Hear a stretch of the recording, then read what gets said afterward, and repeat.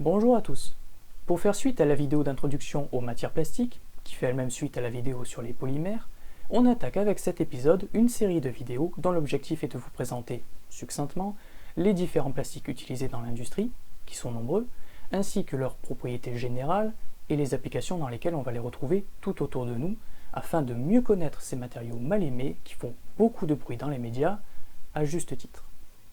Avant de commencer, je tiens à signaler pour les néophytes la présence de quelques notions techniques. Alors, il n'est pas nécessaire de les connaître pour comprendre l'essentiel de la vidéo, mais si ces notions vous intéressent, je vous renvoie aux deux vidéos que j'ai énoncées juste avant.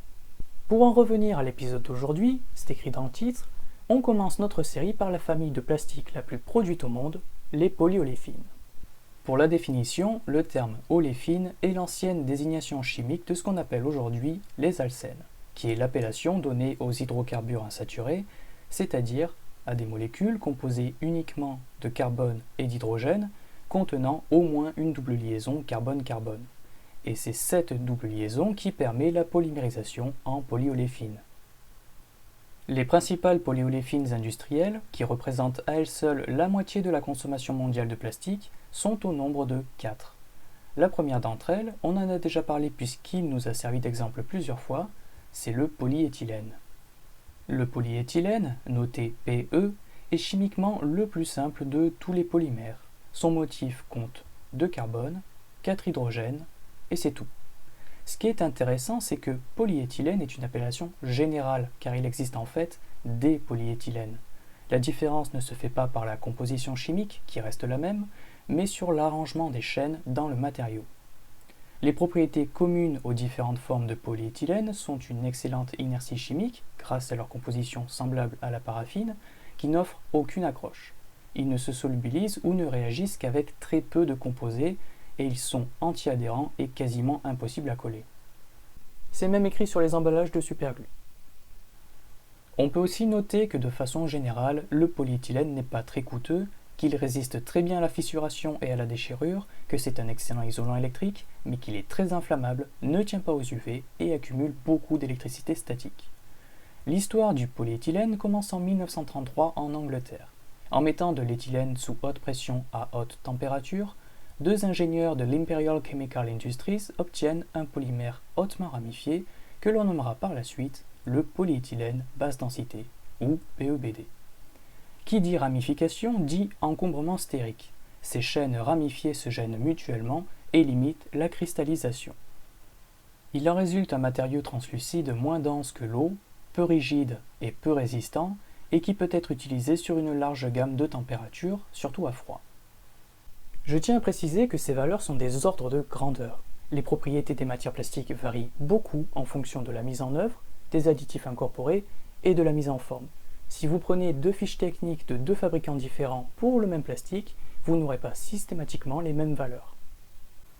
L'utilisation phare du PEBD, ce sont les films plastiques, ce qui comprend les films d'emballage, le papier bulle, les films agricoles, les sachets refermables et les sachets d'emballage, les sacs poubelles ou, jusqu'à récemment en France, les sacs des rayons fruits et légumes. Sinon, comme tous les plastiques, on peut le retrouver en petites touches un peu partout, notamment comme isolant de câbles ou pour fabriquer certains récipients souples comme les tubes de dentifrice. Il fait aussi partie des couches présentes dans les emballages de type tétrabrique. Les objets fabriqués en PEBD peuvent être identifiés par le logo de recyclage avec le numéro 4. Si on parle de polyéthylène basse densité, c'est sûrement parce qu'il existe un polyéthylène haute densité, ou PEHD. Eh bien, c'est effectivement le cas. C'est en 1953 qu'est déposé le brevet de sa synthétisation, suivant un procédé tout à fait différent du PEBD, le procédé Ziegler-Natta. Ici, pas de haute pression ni de température élevée. On utilise des sels métalliques pour faire réagir les molécules d'éthylène. On obtient ainsi de longues chaînes linéaires, présentant très peu de courtes ramifications, ce qui permet aux chaînes de facilement se replier et donc de cristalliser, parfois jusqu'à plus de 90%. Il en résulte un matériau opaque, un peu plus dense que le PEBD, plus rigide et plus résistant, utilisable à plus haute température, mais plus fragile à froid.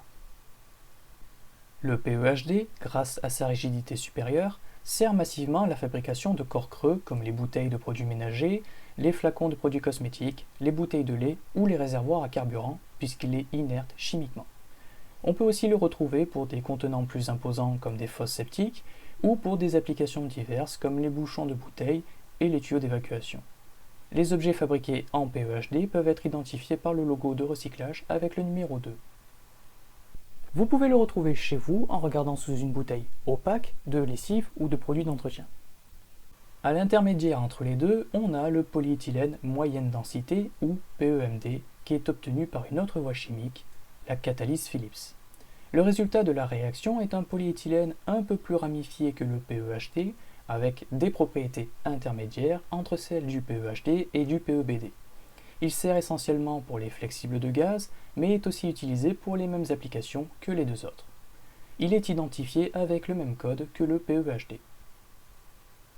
Plus récemment, dans les années 70, a été développé un nouveau polyéthylène pour améliorer les propriétés du PEBD, c'est le polyéthylène basse densité linéaire ou PEBDL.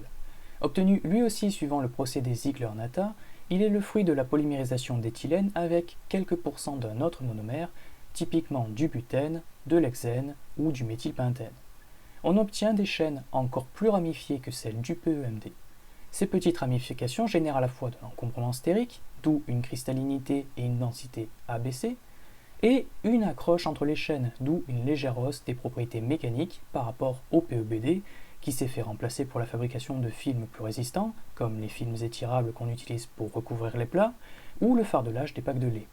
Il est souvent identifié de la même façon que le PEBD.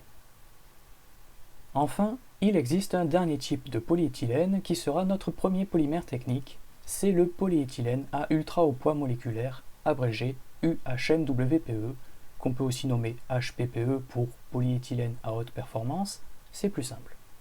Pour la synthèse, on reste sur du Ziegler-Natta, mais on y ajoute des catalyseurs qui vont doper la polymérisation. Ainsi, là où le PEHD compte dans ses chaînes 1000 à 2000 unités monomères, les chaînes de HPPE en comptent environ 100 000 et ça peut monter à 1 million. Ces chaînes plus longues en font un plastique difficile à fondre, un peu plus résistant que le PEHD et dont les propriétés tribologiques, c'est-à-dire les propriétés de frottement, sont supérieures à celles du téflon. Bien entendu, il coûte cher, environ 10 à 20 fois le prix du PEHD, parce que sa fabrication et surtout sa transformation sont coûteuses. On l'utilise pour fabriquer des implants chirurgicaux, des pièces mécaniques en tout genre, ainsi que des articles de sport à haute performance, et même des plaques pour remplacer la glace des patinoires. Sous forme de fibres étirées, ce HPPE acquiert des propriétés remarquables grâce à l'alignement des chaînes. Son module passe à 120 GPa, soit autant que le titane, et sa résistance monte à 3000 MPa, soit autant que le Kevlar. Dynéma et Spectra sont deux noms commerciaux de ces fibres. La Dynéma sert notamment pour les articles de sport professionnels, et la Spectra pour des équipements de protection comme les gants anti-coupure et même les gilets pare-balles, où elle peut remplacer le Kevlar qui pèse un peu plus lourd. Vous imaginez ? Juste en jouant sur l'arrangement des atomes, on passe des sacs poubelles aux gilets pare-balles. Alors, bien entendu, n'essayez pas chez vous de parer des balles avec des sacs poubelles, même étirés, ça ne marchera pas. En termes de consommation mondiale de plastique, le PEHD et le PEMD comptent pour environ 12% du total, et le PEBD et le PEBDL comptent pour environ 18%, soit un total d'environ 30% qui fait du polyéthylène le polymère le plus consommé au monde, d'où l'appellation de plastique de grande consommation, ou de commodité, qui est un énième anglicisme. Le second plastique de grande consommation qui arrive juste derrière avec 20% est aussi la seconde polyoléfine dont on va parler maintenant, il s'agit du polypropylène.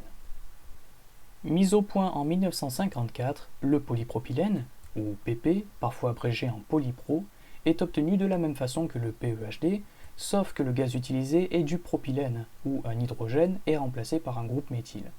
Ce petit groupement joue un rôle important. Le polypropylène, s'il présente les mêmes propriétés chimiques et électriques que le polyéthylène, est moins dense, mais a la résistance mécanique et thermique du PEHD, tout en ayant une rigidité et une tenue à l'abrasion supérieures. Ces propriétés varient selon le procédé de mise en œuvre, car il peut aussi bien être amorphe que semi-cristallin. Son atout est qu'il présente une résistance exceptionnelle à la déchirure par flexion répétée. En revanche, contrairement au PE, il ne supporte pas les températures inférieures à moins 10 degrés. Pour contrer cela, on le copolymérise souvent avec de l'éthylène. Un autre intérêt du PP par rapport au PE, c'est son adhérence supérieure qui permet d'y incorporer des fibres de verre qui améliorent considérablement les propriétés mécaniques et thermiques du matériau. Mais il est juste un peu plus adhérent, il reste quasiment impossible à coller lui aussi. Un peu moins cher que les polyéthylènes, on va l'utiliser pour faire des charnières élastiques comme certains bouchons ou les boîtiers de VHS, puisqu'il ne se déchire pas par pliage. L'intérêt étant que la pièce peut être faite en une seule fois sans assemblage.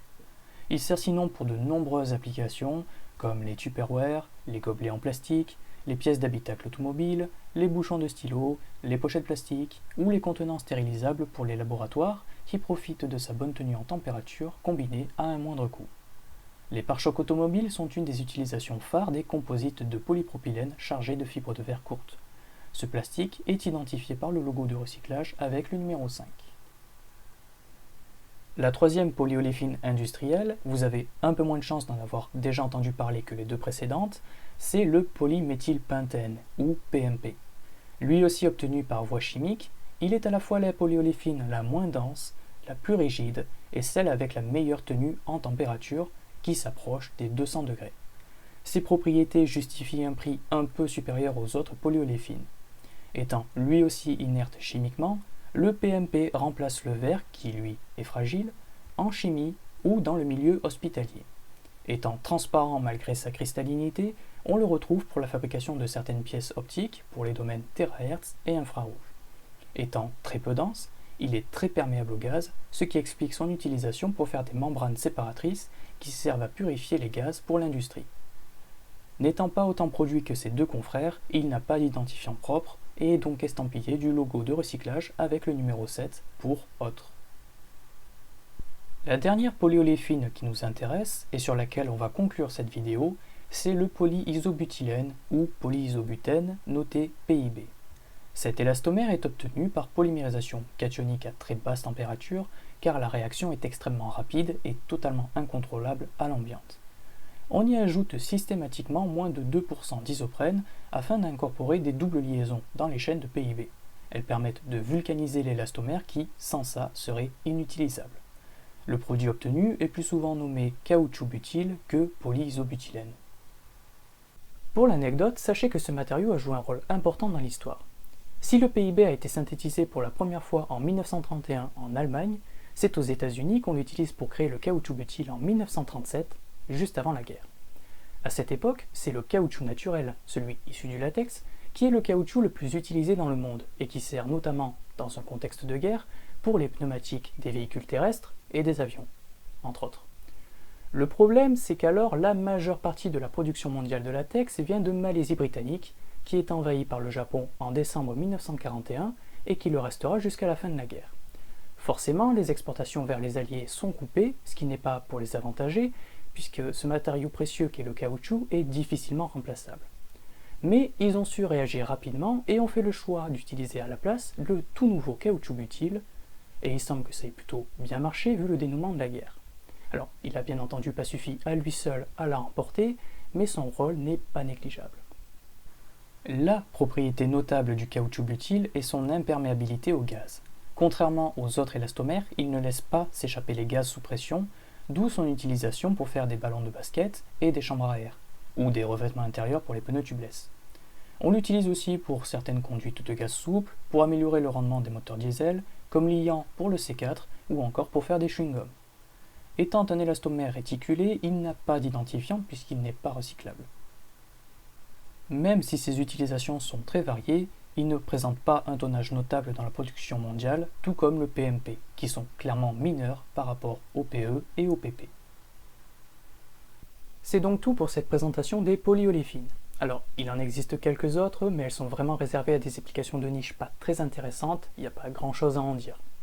J'espère en tout cas que ce premier jet sur les plastiques vous aura permis de mieux comprendre ce sujet, parce qu'on nous en parle beaucoup des plastiques, mais j'ai personnellement l'impression que peu de gens savent ce qui se cache derrière ce terme qui regroupe toute une gamme de matériaux, de propriétés et d'applications très variées, comme on a pu l'entreapercevoir avec cet épisode.